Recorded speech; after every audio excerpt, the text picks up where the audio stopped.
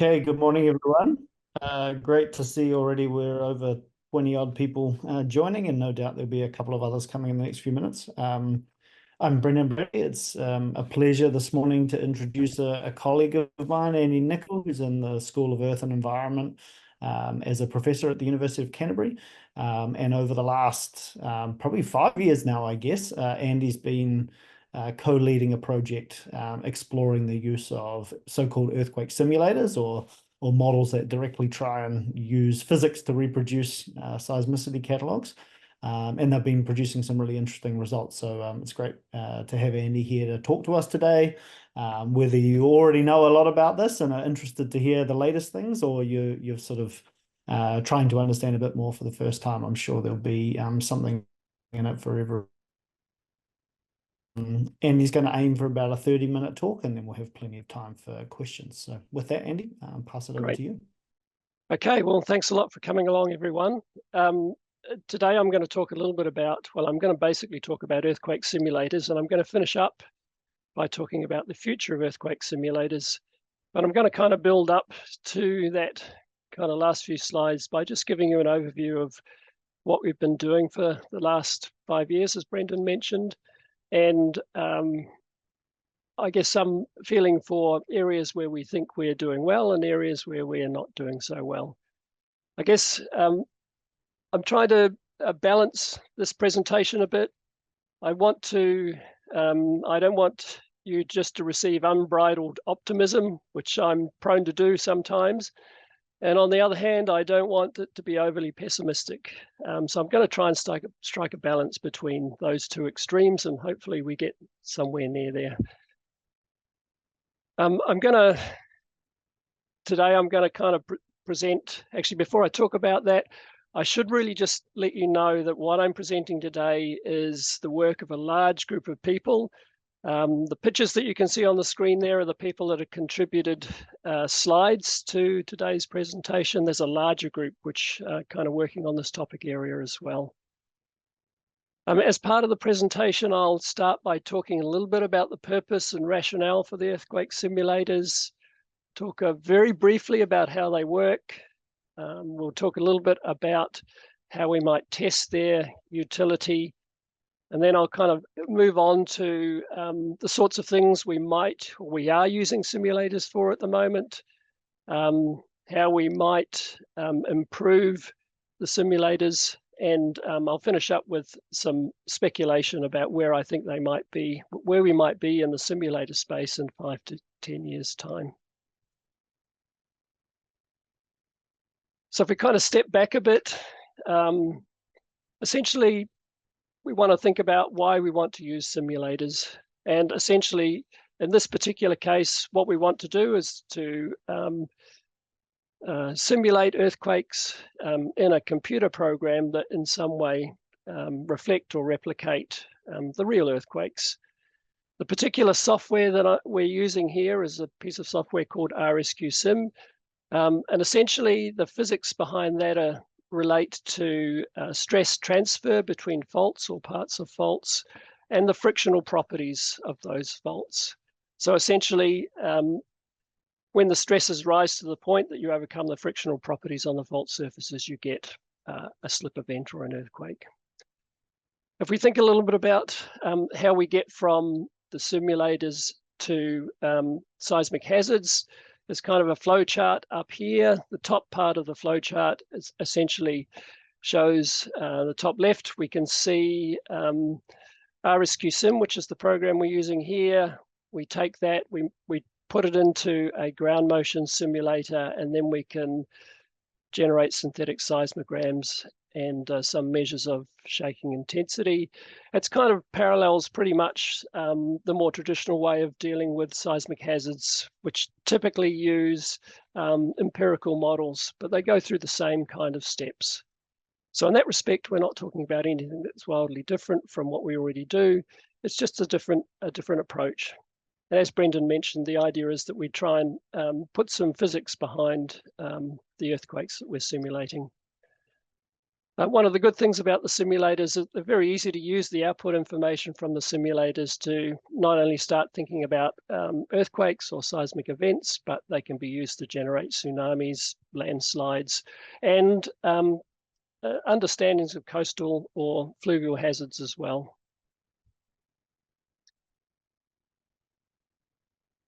Part of the reason for thinking about simulators or starting to use them is that at the moment, the data sets that we use have some limitations.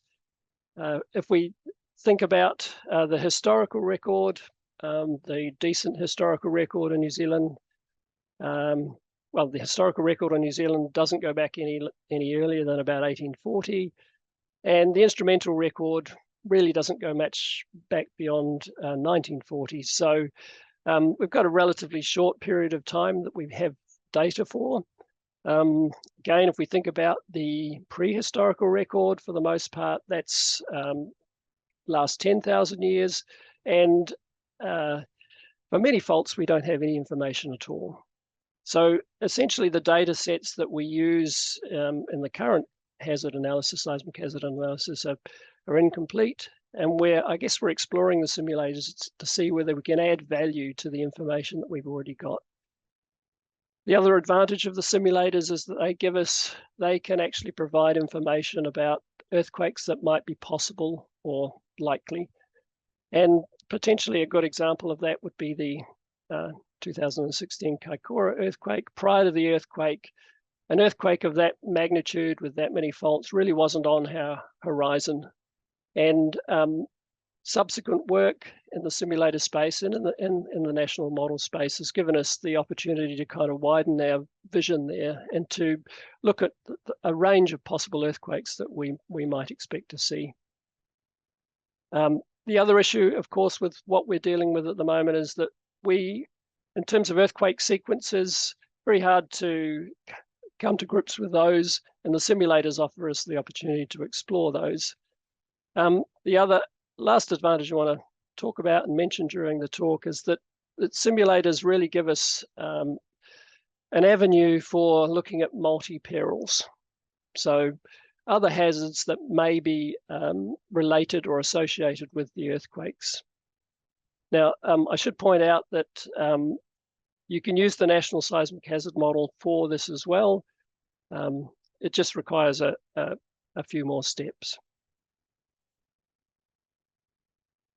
Okay, so an overview of the simulators. Essentially, as we've talked about already, they're physics-based models.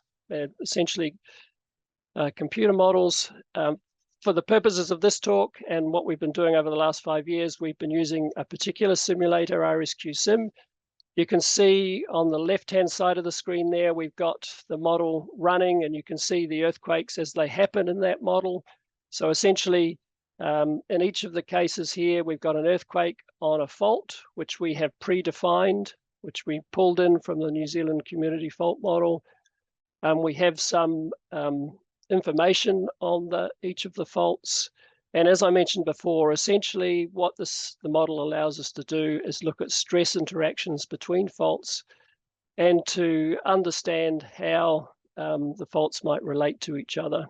And it gives us some time components, but we're somewhat restricted there by the information that we put into the model, so the input parameters. As I said, I'm talking about RSQSim, but it's important to note that there are other multi-cycle simulators, so simulators that will produce many earthquakes on the same fault, but they're in the early stages of development, so we've kind of put those to one side at this point in time.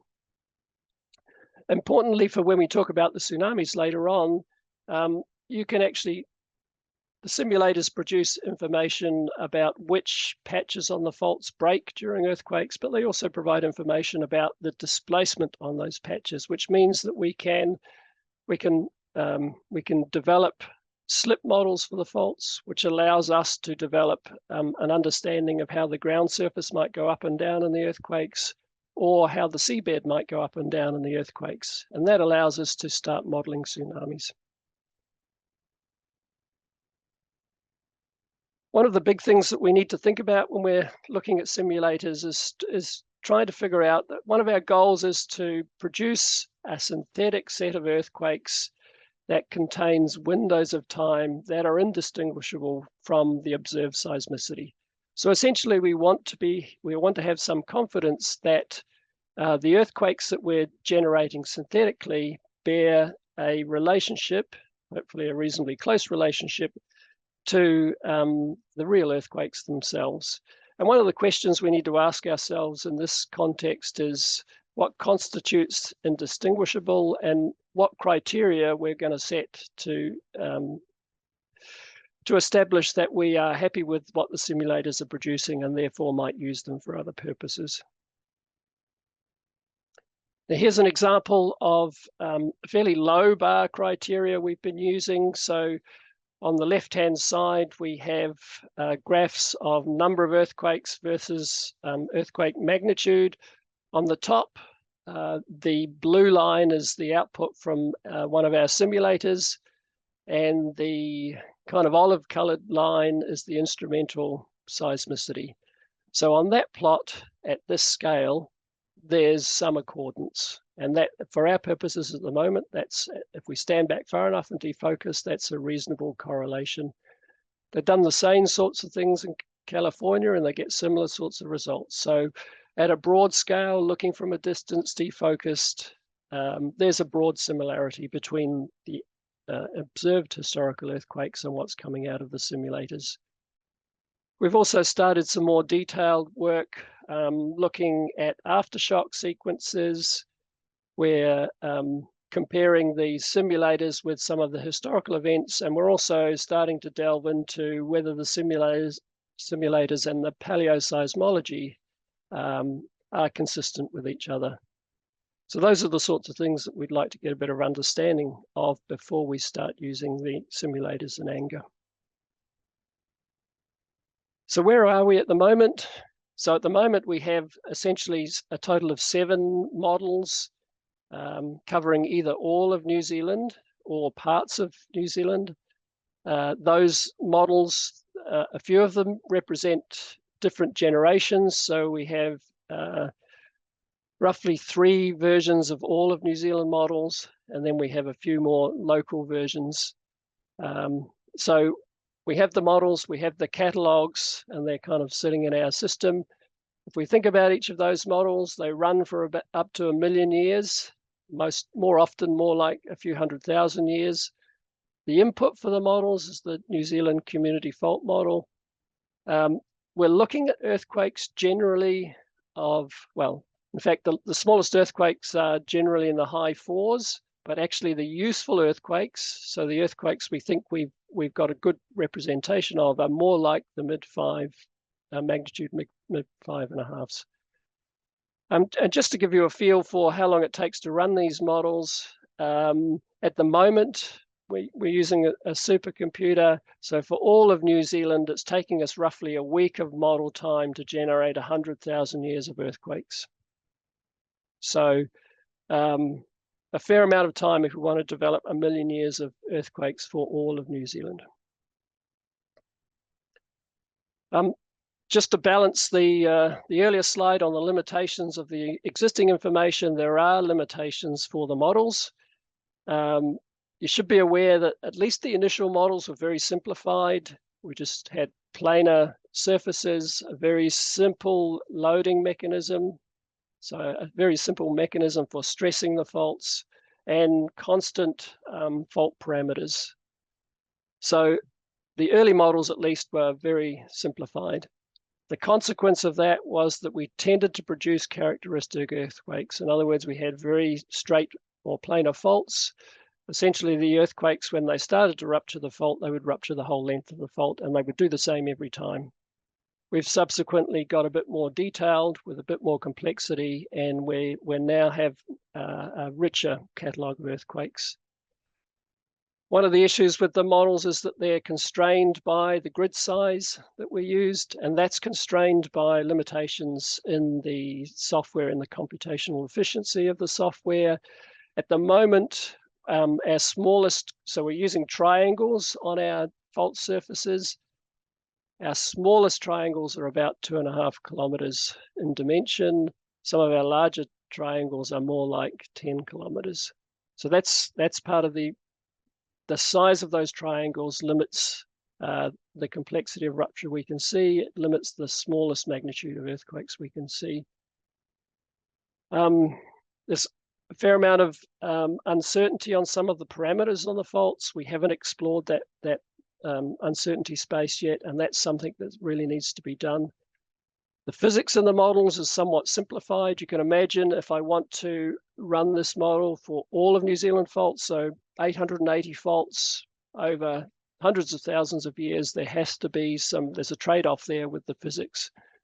We don't have dynamic rupture in the models. We don't have, they're basically elastic models, so we don't have any ductile deformation. And as I mentioned before, we haven't used anything other than RSQSim at the moment. What I want to do now is just give you some snippets of work that we've been doing that we think at the moment may have some application, and then I'll move on to areas that we might be using the models for in the future. So I've got kind of 5 things I'm going to talk about here. One are earthquake scenarios. I want to talk a little bit about the subduction thrust underneath the North Island and upper crustal faults, low seismicity areas, tsunamis, and seismic hazard model itself. So if we think about earthquake scenarios and sequences, what we've found is that the models, they give us a range of potential scenarios that may or may not apply. On the left-hand screen here, you can see a scenario where we have rupture on the subduction thrust in the lower North Island, upper South Island, and rupture of a number of upper plate faults. And you can see there the magnitude is 8.7, so it's a fairly large event. So we've been able to develop a number of scenarios like this. There's obviously a whole range of scenarios. What we've been doing with these is essentially cataloging them, and they can be, we have people come to us and say, okay, we would like to prepare ourselves for a fairly large event in the Wellington region. We want to have these attributes. We can essentially go through our catalog and pick out a scenario that suits their purposes. The other thing that we've been looking at are earthquake sequences. So on the right-hand screen, you can see one of our models is running there. That was a model generated by Camilla Penny. You can see there that there's a temporal component to the models, so you can see earthquakes that follow other earthquakes, and therefore we can understand or at least look at earthquake sequences. And we've been able to look through the catalogs and to see earthquake sequences that recur, so they happen more than once, and to look at earthquake sequences that we think might be particularly important for urban areas like Wellington. We think about the subduction thrust in the upper plate earthquakes. One of the big debates that we're having at the moment is to what extent do earthquakes occur on the subduction thrust beneath the eastern North Island and at the same time on upper plate faults. Now, these sorts of events, they could be quite important. For example, if we have, you can imagine, if we take the Wellington fault, for example, it's possible that that fault ruptures in earthquakes that only ever breaks the Wellington fault, and that only happens in isolation. Another end member is that the Wellington fault always ruptures with other faults in a multi-fault scenario, a bit like the QuakeCoRE earthquake. So what we've done here is we've essentially interrogated the simulator and looked at the Wellington fault, and you can see those histograms there. That gives you an idea of 3 types of earthquakes we've looked at. The blue, where the earthquakes only rupture the Wellington fault, the orange, where they rupture the Wellington fault and another upper crustal fault, and the green, where they rupture the Wellington fault and the subduction thrust as well. The overriding sense that we get from these models is that it's relatively uncommon that the Wellington fault ruptures on its own. The other thing that we find interesting here is that it's quite common. So about 50% of the time, we see that the subduction thrust ruptures with at least one upper plate fault. So it basically is indicating to us that we, in terms of future hazard assessment, we need to try and couple the interface with the upper plate faults to try and get an understanding of how those events may impact the seismic hazard. I'll talk a little bit about that in a moment.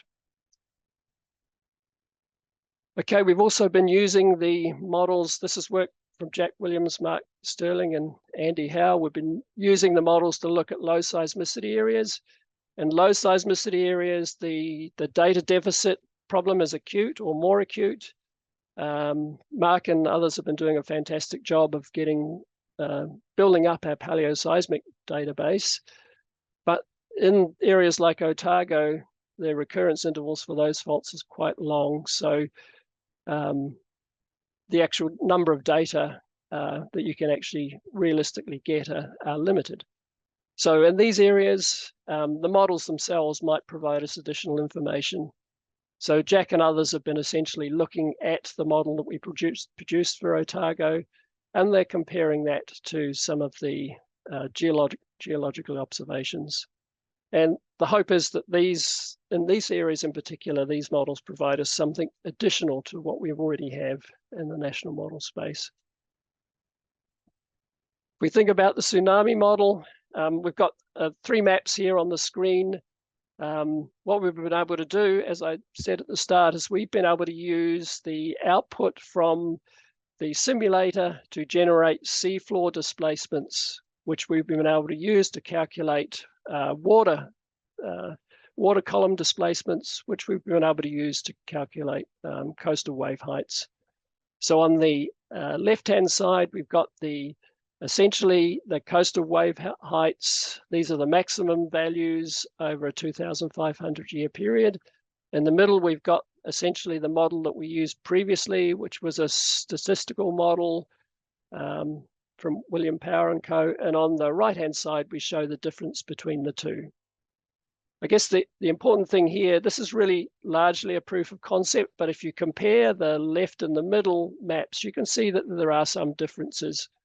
And we kind of need to work through what's actually producing those differences. Are they actually meaningful differences, or are they differences which reflect some inherent parameter that we've adjusted in the models? So in the tsunami space, essentially these are the things that we need to get a better understanding of, or we need to input into the models. We're working at the moment on a better incorporation of the far field tsunami data.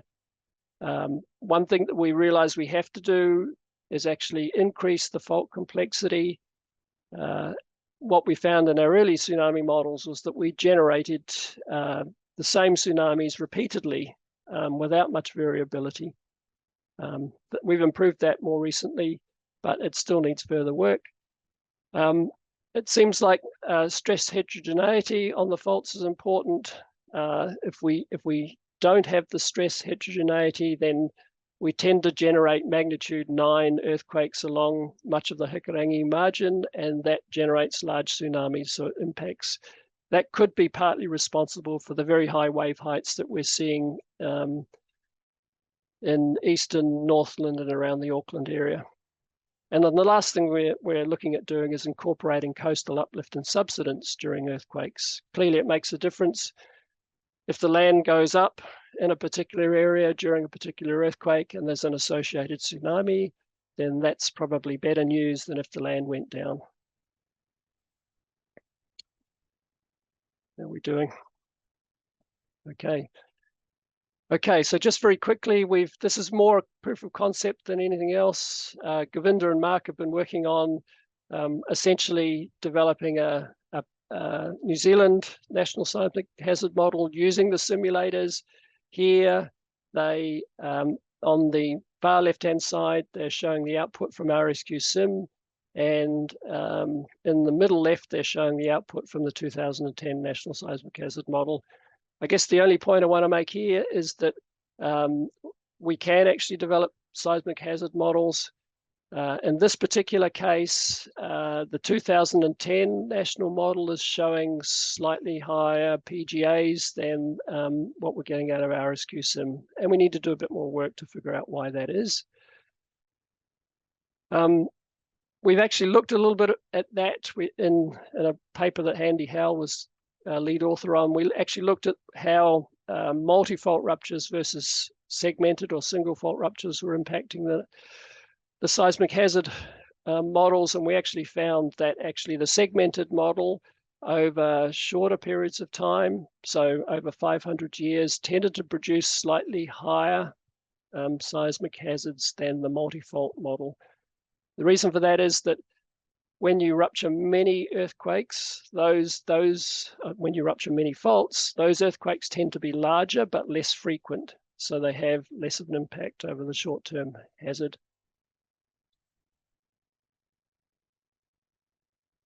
Actually, I'm going to, given the time, I'm going to flip through that. I guess the thing to note about this particular slide is that if we're going to take Govinda's work and we're going to move into the seismic hazard space, obviously with the National Seismic Hazard Model team driving that, then these are the sorts of things that we need to consider. And there's quite a bit of water to go under the bridge there. Okay, so I started off by talking about there's a cause for optimism. I actually believe that. So essentially, I'm optimistic because we have been able to generate synthetic earthquake catalogs. We've been able to generate tsunami catalogs as well, at least for the near fault sources. We have been able to generate a proof of concept seismic hazard model. And we've actually done quite a lot of testing and improvements to the models already. At the moment, it looks to me, and this is a personal opinion, that earthquake simulators will have a place in future hazard and risk assessment in Aotearoa New Zealand. But there's quite a few things that we need to do to get to that point. It's really important that everyone recognizes that this is really just a first generation model. We know there are better models coming on stream. When they'll arrive, we don't know. The current model, we don't understand how much additional information it provides on top of what's already in the national model. So we need to do some work in that space. We need to do a bit more benchmarking. So we have essentially done zero benchmarking at the moment using RSQSim and alternate simulator models. And we need to do quite a bit more testing on some of the fault properties that at the moment we've kind of put into the model. They don't vary, often they're constant. And we need to understand to what extent they're impacting what's going to come out in the catalogue at the other end. Now, where do we think this can go? Well, actually, at the moment, we're already using the models to generate earthquake scenarios and sequences for various organizations. We think we see quite a short-term immediate benefit in the models, helping us understand how the subduction system is coupled to upper plate earthquakes. And this is particularly important for Eastern North Island. At the moment in the national model space, and we're working towards coupling the two, but at the moment in the 2022 model, the interface and the upper plate faults are essentially decoupled.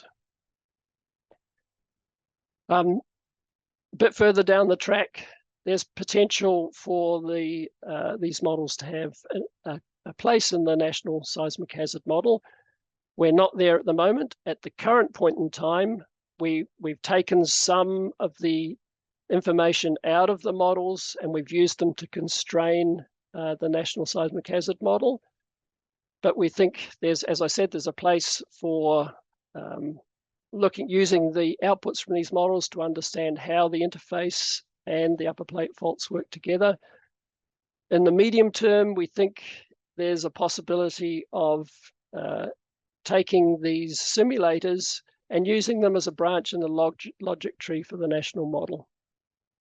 And then at that point, we need to think about how we're performing. And at this point, it's an open question as to what more we might do with the simulators in the national model space. And that's something that people like Matt Gerstenberger and Chris DiCaprio need to have a full part in discussions. Further down the list there, we're clearly in the tsunami space. We want to improve our tsunami models. There's potential here to actually be in the multi-peril space. So not only tsunamis, not only earthquakes, but essentially landslides and any hazards that arise due to coastal uplift and subsidence. And of course, the flow on from that is that you can take the output from the models and you can use them for economic loss calculations. And that's something that Gary McDonald is going to be doing with some of our models. Okay, so just to wrap up, not sure how I'm doing time-wise, a little bit over. We think, perhaps overly optimistically, that the models have a place in hazard assessment in New Zealand. My personal view is that the contribution of the models is going to increase over the next few years, 5 to 10 years. We think these models might have a place in helping us understand quite a range of different hazards. And I just want to finish up by, I guess, extending an invite to anyone on the call or anyone on we've got catalogs of earthquakes. This is essentially a community resource. So I want you guys to essentially consider it that way. Contact us if you feel like you could use the catalogs or if you want to work with us. And we're more than happy to discuss the models, how we might use them, how we might help you understand them. Great. Thank you very much. Great. Thanks so much, Andy.